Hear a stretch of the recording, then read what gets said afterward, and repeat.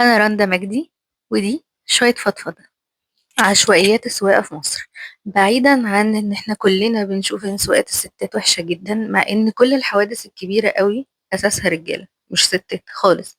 يعني ست آخرها تطير مراية، تخدش العربية كده من الجنب، الفانوس يتكسر مثلا، ريحت على العربية اللي جنبها. بس الحوادث الكبيرة قوي اللي بتاخد فيها في وشها تلات أربع عربيات دي رجالة. ليه بقى؟ لأن الرجالة في السواقة معتمدة تماما على إن أنا بفهم أكتر. أنا لما أخد غرز من غير ما أدي إشارات فأنا كده جامد، فأنا كده هسبق. والله الواحد بيشوف كل يوم حاجات غريبة جدا وهو سايق. يعني أنا مثلا حصل معايا موقف غريب جدا. واقفين في إشارة، والمفروض إن الميدان ده معروف جدا إن فيه حوادث كبيرة جدا، عشان كده عملوا له إشارة عشان الناس تلتزم، عشان الحوادث تقل. لأن الميدان كبير وفيه كذا اتجاه، فالعربيات كانت بتدخل في بعض، مش عربيتين بس اللي بيخبطوا في بعض، أكتر من عربية بيخشوا في بعض. فالمفروض إن كل الناس فاهمة إن معمول الإشارات دي عشان الحوادث الكبيرة قوي اللي حصلت. واقفة في إشارة عادي جدا في الصف الأولاني، على أول صف قدام الإشارة بالظبط. حد ورايا إيده على الكلاكس، مش بيشيله، مش بيشيل ايده خالص خالص، بيزمر بهستيريا بقى. ده مش تزمير عادي، ده كأن في حاجة مصيبة كبيرة قوي في العربية. فأنا مش عارفة أروح فين، يعني بقيت عمالة أروح فين؟ ما الصف كله مليان. حلي الوحيد إن أنا أكسر الإشارة. فكل شوية أبصله في المراية، أنا مش شايفة هو في حاجة ولا لأ، يعني مش بيشاور لي، مش بيفهمني حاجة، بس هو عمال بهستيريا، عمال يزمر يزمر يزمر يزمر. فانا قلت اكيد في طوارئ، يعني اكيد معاه مثلا حد تعبان، ابنه تعبان، مراته بتولد، حد مخبوط، يعني في اكيد كارثة ولازم يعدي. فقلت خلاص معلش، يعني دي طوارئ. عديت من قدام، كسرت الإشارة وطلعت قدام اللي جنبي علشان أعديه هو بقى خلاص. فببص بقى عشان اشوف هو ايه اللي حصل، يعني في حاجة مثلا. انا كنت متوقعة ان الراجل مثلا هيشكرني، او هو لو فعلا عنده مشكلة كبيرة يعني فاكيد هيمشي بقى طاير. لقيته جه جنبي، طلع قدامه جه جنبي وبيشاور لي حركة مش كويسة، انه انا ازاي من اول كلاكس ما عدتوش عشان يخش يمين. يعني انا هو شايف ان الصح ان انا المفروض ان انا اكسر الاشاره علشان هو يدخل الملف، لانه هو من حقه يخش الملف اليمين. معرفش مين كان كسر حقه مين اللي قال له ان الملف يدخل يمين عادي؟ يعني ما احنا في اشاره علشان الناس جايه من قدامنا طايره برضو بيجروا بسرعه، فانت هتكسر برضو الاشاره، هتلف معاهم ماشي اوكي. ده لو انت مثلا في الصف الاولاني وانت بدماغك شايف ان انت ممكن تلف، بس ما تجبرنيش ان انا اعديك. كان بصراحه موقف غريب جدا وما فهمتوش يعني. لا وبيشتم، مش عاجبه. ندمت الحقيقه، يعني ندمت جدا جدا ان هو في ايه يعني. ده انا كسرة الاشارة علشان انت تعدي، ان كنت متخيلة ان انت عندك حاجة كبيرة. ده غير ان انا طول الوقت وانا سايقة بشوف ان الراجل بيحس بقلة تقدير لو الست مثلا سابقاه سنة، او لو الست مثلا عدت من قدامه بالعربية، خدت غرزة مثلا، سبقته لا قدر الله لهدف ما مثلا او حاجة. فده غريب جدا يعني. احنا في الشارع، انت لا هنا، لا انا ست ولا انت راجل، احنا كلنا سايقين عربيات، وكل واحد عنده ظروفه اللي بتخليه يا مستعجل يا ماشي وقادر يخليك تعدي قدامه. بس طول الوقت بشوف ان الراجل حاسس بقلة التقدير من الست لو عدته، فبيحاول بقى يثبت رجولته طول الوقت، يدي بقى في اشارات وغرز ويمين وشمال ويجري جري جري عشان يثبت لها ان هو مع ان انا عايزه اقول حاجه، احنا كستات يعني بنشوف ان ده راجل اهبل. وحياة ربنا يعني ابدا ما تفتكروش ان احنا كست مثلا ستات في العربيه بننبهر بالحركات دي. بالعكس احنا بنبقى قاعدين في العربيه شايفين ده راجل اهبل، وبنبقى بنقيس يعني بنبقى فاهمين الشخصيات اللي قدامنا من سواقتها. يعني زي ما انتوا بتعلقوا على سواقتنا ان احنا بنجري وبناخد غرز او مترددين، هي الست متردده لانها بتخاف، يعني لان في دماغها في كذا سيناريو للغرزة اللي ممكن تاخدها. ده بيوتر كتير، بس في نفس الوقت ده جاي من تردد وخوف، بس انتوا بيبقى قلبكم ميت قوي، فبتجروا جامد قوي ما بين العربيات. وده بيخلينا احنا بنبقى شايفين ان انت اكيد شخص مستهتر، انت اكيد شخص مش ملتزم، انك تاخد غرزة وتحط دماغك بدماغ واحدة ست سايقة في حالها مع نفسها، بس الظروف خلتها في الطريق تعديك. فانت ازاي؟ فانت شخص تافه. فاحنا برضو بنقيس شوية حاجات. يعني انا دايما بقول ان الراجل بيتعرف برضو من سواقته، يعني الناس اللي بتدي اشارة وملتزمة بالطريق وبيبقى محترم، يعدي مثلا واحدة ست معدية، واحدة ست مثلا جنبه بالعربية يعديها عشان نخلص. ده دماغه كبيرة. لكن في رجالة احنا بنشوفها واحنا سايقين برضو ان ده شخص تافه، يعني ان انت يعني مخك للدرجة دي فاضي وانت سايق، شاغل دماغك بالناس اللي حواليك، دي كسرت ودي جريت قدامي ودي مش عارفة ايه. ما بفهمهاش يعني. واحنا كلنا عموما يعني كستات برضو بنفهم في الحتة دي قوي، وبنعلق يعني زي ما انتوا بتعلقوا برضو احنا بنعلق يعني. انت بتاخد غرزة انت كده شاطر يعني، خلاص ماشي اوكي اطلع يعني. ده غير بقى ان الاقي مثلا حد بيغلس على واحدة، وده حصلت كتير قوي يعني.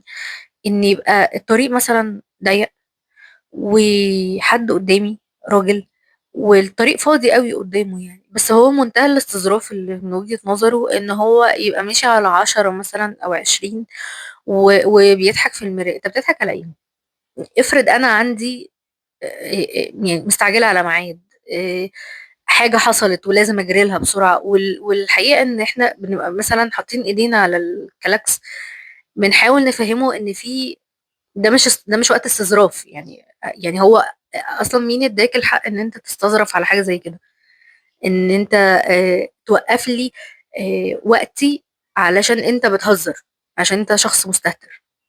دي بتحصل كتير، والراجل بيبقى برضو متخيل ان هو كده هو شخص لذيذ، يعني هو كده شخصية فاني يعني، والمفروض ان الست اللي في العربية اللي وراه تنبهر بخفة دمه. واحنا الحقيقة برضو منبقاش شايفين دي خفة دم، مش شايفين ان هي هيافة.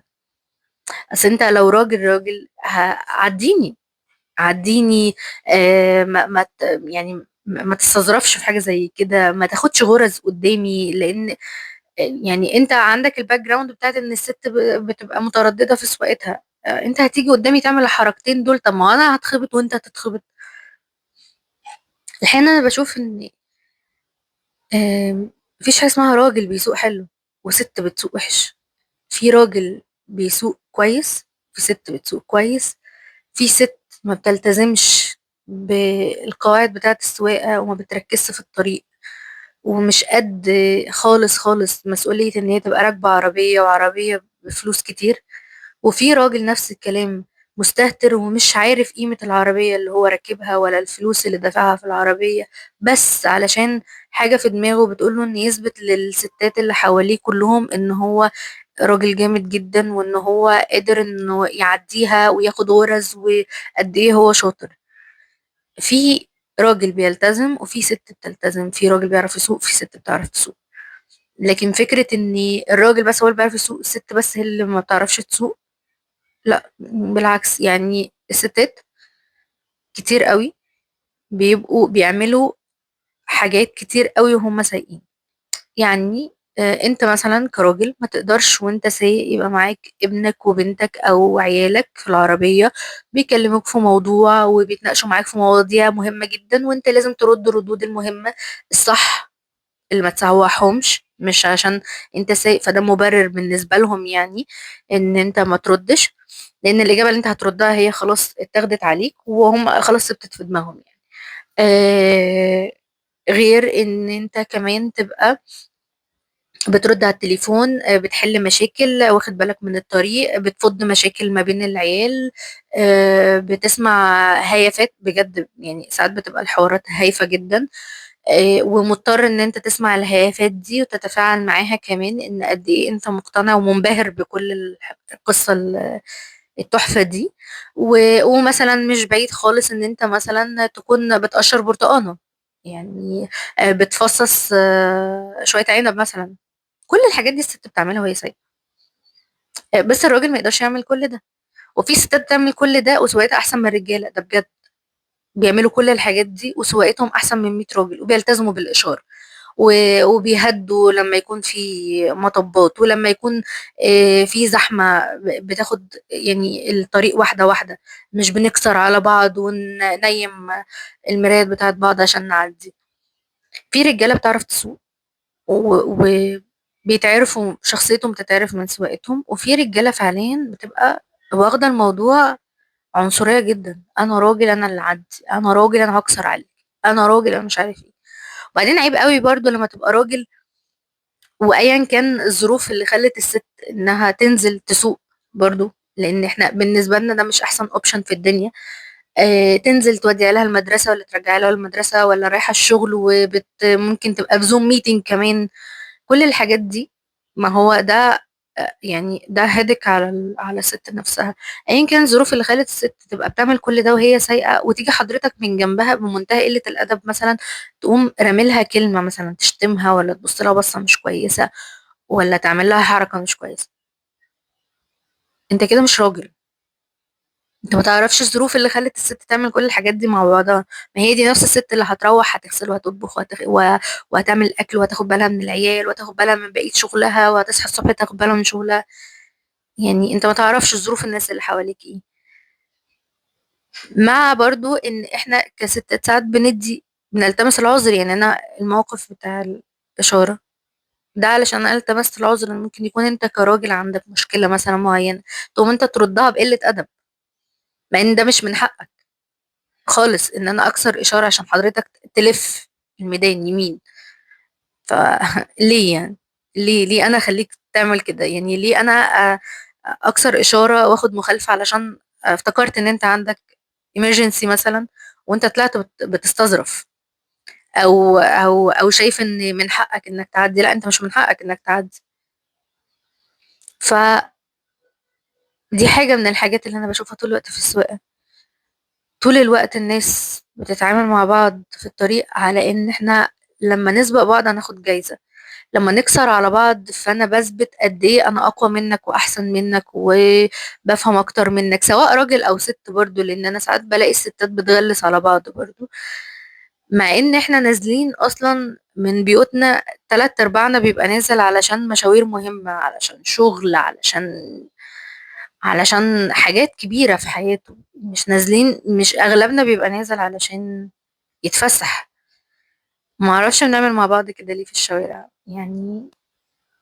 مش هنكسب حاجة خالص لما نغلس على بعض، ومش هنكسب حاجة خالص لما نهين بعض في الشوارع ونبص لبعض بصات مش كويسة ونقول ألفاظ مش كويسة ونكسر على بعض، نخلي اللي حوالينا مرتبك، وممكن ده يخلي فيه أكتر من حادثة تحصل. فيا ريت نبقى نازلين في الشارع نبقى عارفين إن كلنا عندنا ظروف، مش حضرتك بس عندك ظروف، كل الناس عندها ظروف. قادر انك توسع شوية للي حواليك وسع لهم، قادر انك تعدي حد عديه، قادر انك تستنى لحد ما حد يمشي اعمل كده. ما نصغرش مخنا، لان بحس ان برضه ده تصغير مخ يعني. ارجوكم، ارجوكم نخلص من عشوائيات السواقة دي في مصر.